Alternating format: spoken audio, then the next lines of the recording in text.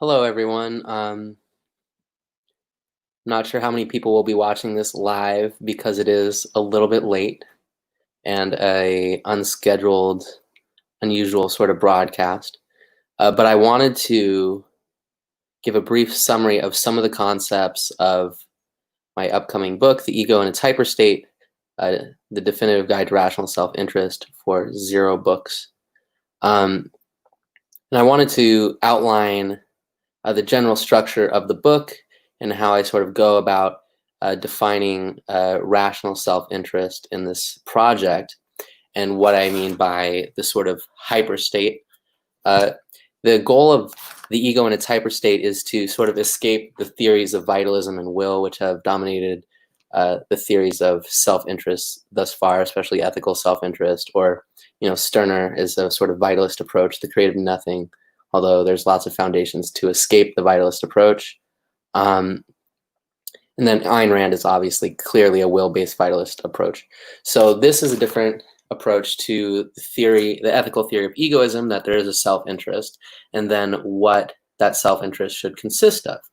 I see a lot of sort of references to self-interest as a symptom of capitalism, but I think if you really look at the process of self-interest, you find that it's not quite defined properly. And if you really sort of dug deep, self-interest would sort of be understood as this connection, sort of logically. So the way I set up the book is I have a groundwork sort of theory, and then I have dimensions, right? So the groundwork of the hyperstate that I write about is the Freudian molecule, in terms of things appear in the world in the same way items appear in your dreams. And that is sort of the Freudian molecule, which is subject to condensation and all the various sort of defense mechanisms in which these dream images appear.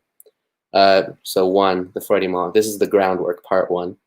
Then there's the negativity of will, and that's a sort of theory of will that defines will as something which is unconscious and sort of unformed and unarticulated via language or the voice. So it's different than a vitalist sort of, you have will and then will becomes something that sort of drives your self-interest, and this is not.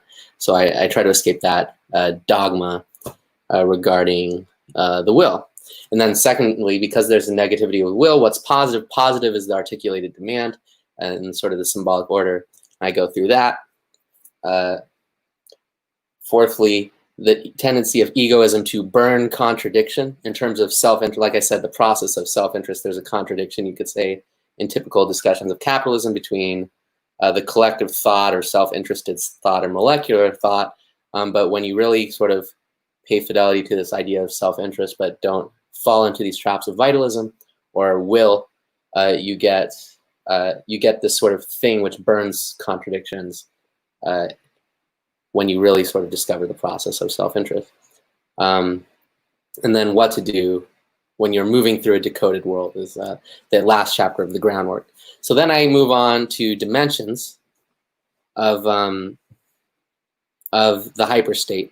So this is sort of the basic sort of metaphysical or principles of self-interest, which I outlined. You can go back and watch the video if you're just tuning in. And then the dimensions of how this sort of then manifests are more psychoanalytic in nature. The idea of the Ponte Capitan, or the quilting point, sort of becomes, once it's the definitive guide, because the idea is once these sorts of elements exist, how do they become articulated in the world, and then how do people then relate to them? And then the Lacanian idea of the quilting point is something in the big other, something which is tied to, things are tied to, and they sort of make sense in the symbolic order that way. And this is not a exhaustive list of everything that exists. So if you were hoping that this definitive guide of self-interest from Zero Books would be an exhaustive list of everything that ever existed, it's not that. But it has some basic ideas of quilt. It gives the idea of the quilting point in some examples.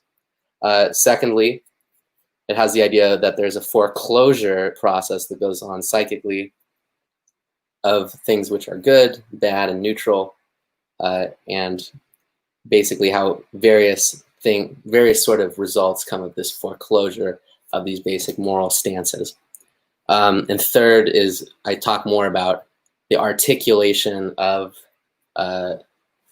will, or of will to demand. So the idea is one of the key concepts I talk about in the groundwork is knowing self-interest as this process of articulation and de-articulation, which is extraordinarily different from every other egoist theory, but it's important because when you talk about self-interest, you talk about what the self is interested in, right? It's not just sort of a general like, oh, this is my molecular form and I'm going to accumulate self-interest utility points, right? You can feel like shit and have a self-interest because the self is interested in something. So going from there, the idea is this articulation, de-articulation flow is the sort of essential process of self-interest, and within that you get movements of will which turn into our sort of foundation for civilization. And then I talk about civilization and the sort of revolution against various aspects of civilization, and that's where I end the book. So I've been writing this book for a while and trying to work out a really solid system which does justice to the title. Definitive Guide to Rational Self-Interest, right? So I think this does it, and it's differentiates itself greatly from Ayn Rand, certainly, and a lot from, and extraordinarily from Stirner as well.